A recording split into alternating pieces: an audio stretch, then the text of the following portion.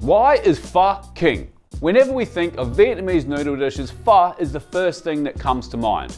Why is that? There are so many amazing alternative noodle dishes, and today we're going to show you how to make my favorite noodle dish from Vietnam. You need to try Bún Bò Huế. And it's not just because Tony Bourdains says you have to, although he is kind of right. Let's get stuck in. Actually, rewind the tape because we already are stuck in. All right, first things first, we're gonna start building our stock, and we need to start with this amazing plethora of meat here. We've got beef short ribs, we've got beef bones, we've got pork knuckle and pork trotters, all very important for different reasons. Now, there is one ingredient that's actually not here right now that I think is the reason that a lot of people don't try this dish, but more on that ingredient later. It's not that scary. So I've got a big stock pot here full of water and all the bones go in. What we're doing now is we're gonna bring them up to a simmer, then we're gonna wash them, and then we go back again in fresh water. And what that does is kind of clean the bones. I know this is a ridiculously large stock pot to have at home. You probably don't need one this big. If you do wanna do a smaller batch of this, you absolutely can. Just use a smaller pot, and I think it's a worthwhile investment, one of these. The thing is, you need to get a proper stock pot. Don't just get one that's like pressed steel. They will burn on the bottom. You need one with a thick bottom base that distributes the heat evenly.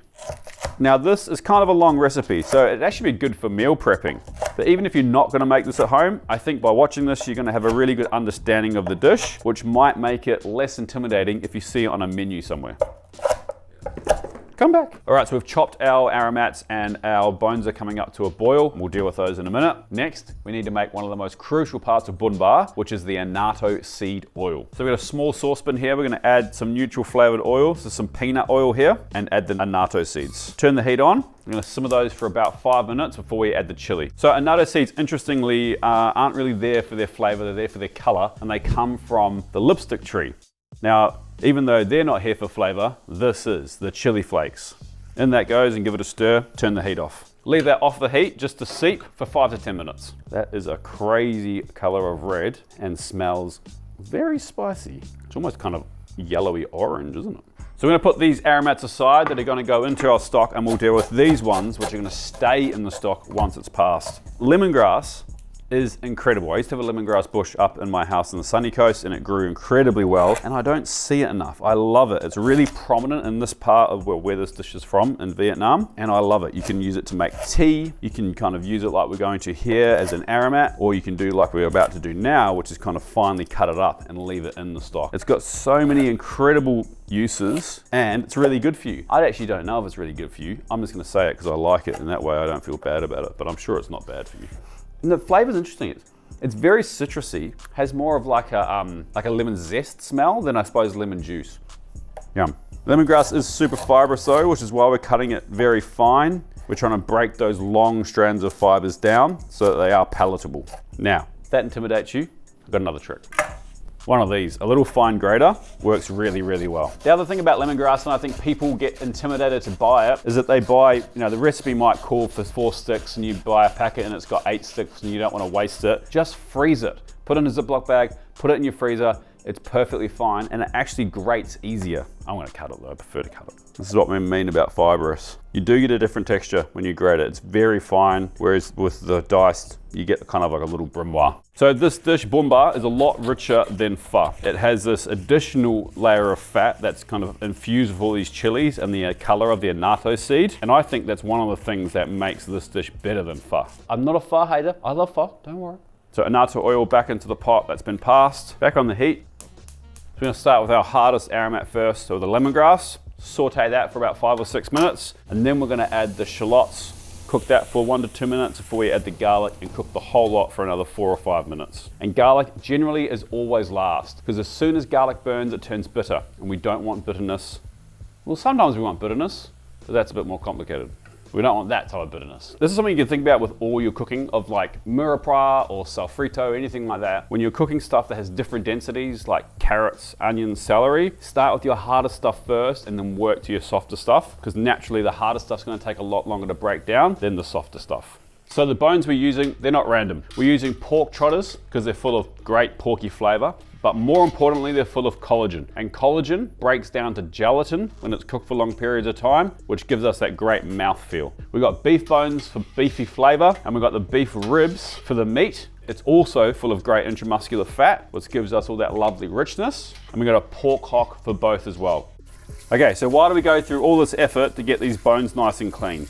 Well, purely, we want a nice, pure, clean broth. And all those impurities and all that extra blood that's left inside the tissue and in the bones needs to come out.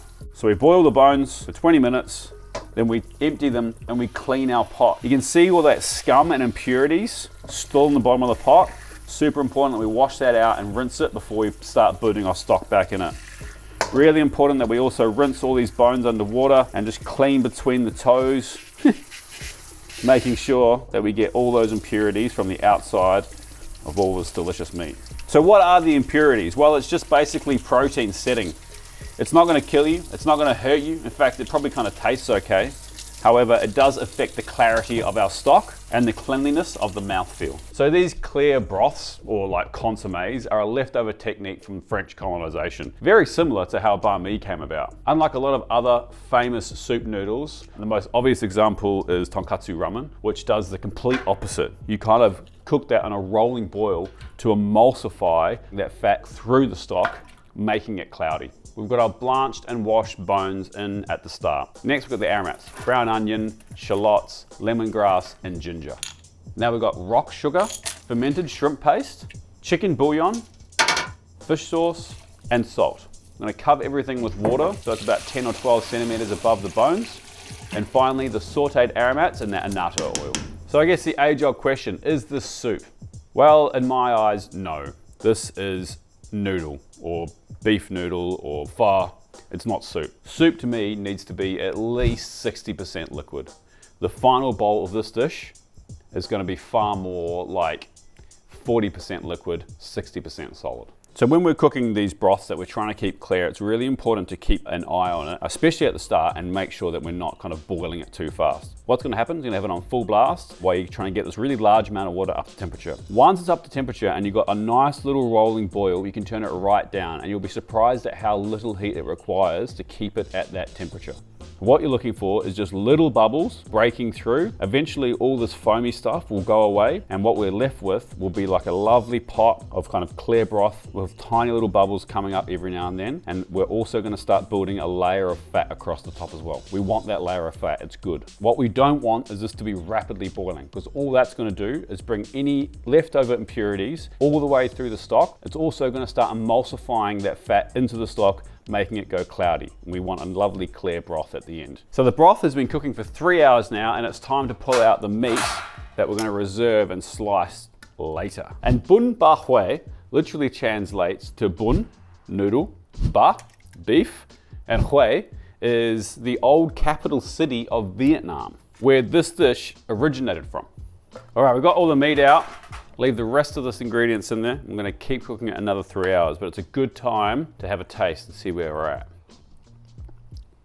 Unsurprisingly, it's delicious. It's rich, it's got a nice spicy flavor. It's not too spicy though. It's got a great little bit of sweetness there, full of umami, and really nicely seasoned.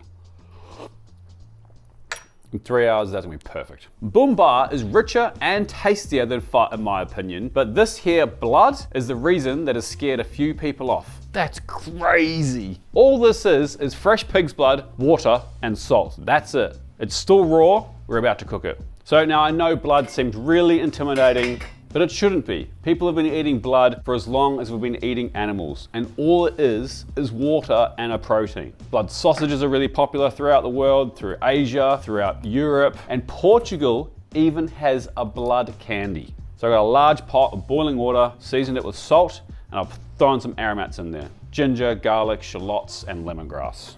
All we need to do is very carefully get our blood in there. The only issue with this stuff is it's very slippery.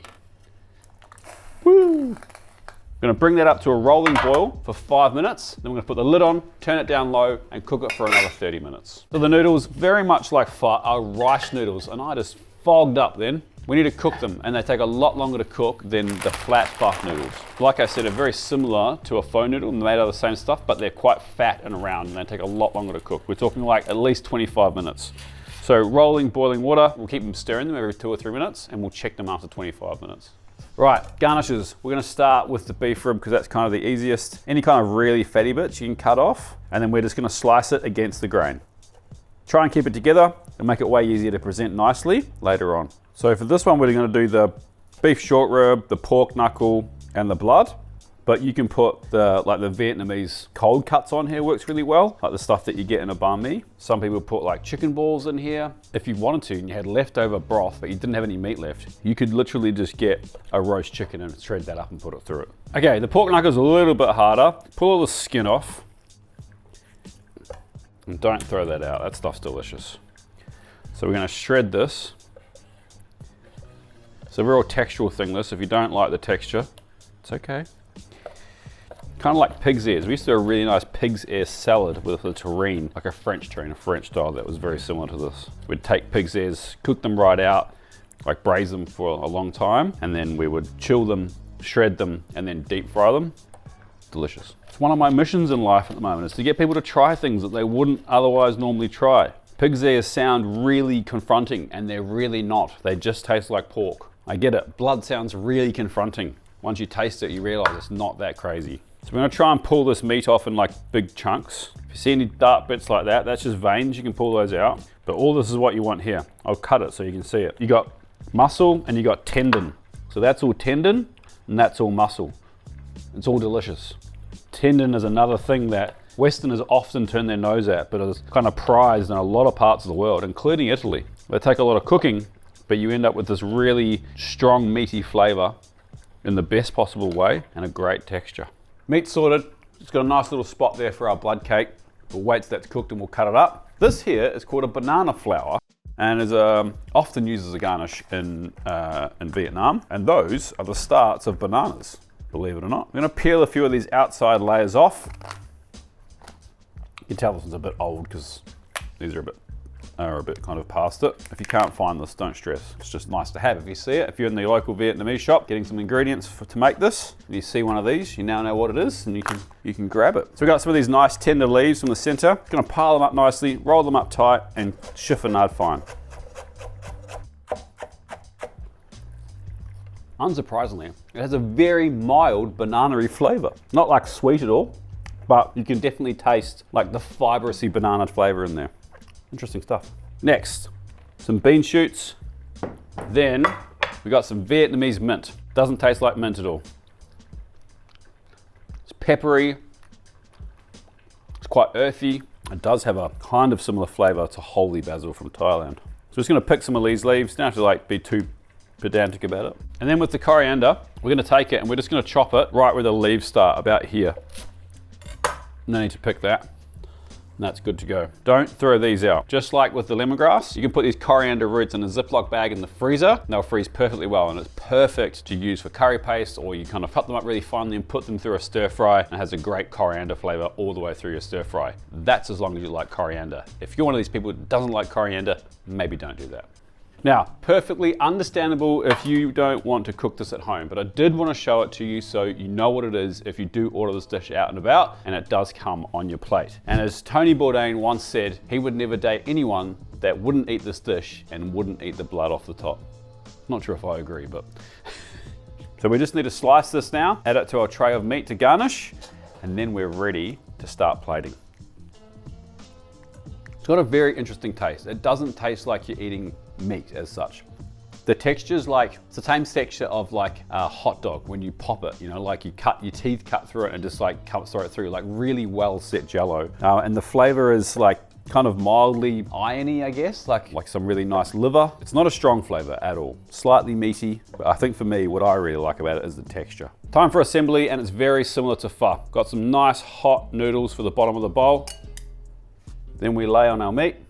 And in Vietnam, there are literally dozens and dozens of broths and noodle dishes just like this one. So we've got different broths, different proteins, different sized noodles. And once you understand the basics of how to get these broths delicious, this stuff honestly comes easy. And it's a great way to try new ingredients that you've either never tried before, you've wanted to try before, but you might have been a bit apprehensive. Really important to get some of that lovely fatty layer on the top and lots of that delicious consomme underneath. Lots of fresh raw veggies for the top. Adds a lot of kind of crunch and texture to cut through all that fatty richness. And good herbs are one of the best things I think about Vietnamese cooking. They just bring food to life. So there you go, that's Bún Bò Huế, and thank you so much for watching. Really appreciate it. Like this video if you take anything from it, subscribe if you're not, but it's time for me to have a taste. We'll start with the broth. I know it's delicious, but it's so good, and that Vietnamese mint really helps to cut through all that richness. Get a bit of that broth, some beef rib. Big fan of these noodles. They've got a lot more kind of chew to them and bite, and they fill me up a lot more. And the one ingredient that everyone's intimidated by. If you didn't know that that was congealed blood, you'd have no idea.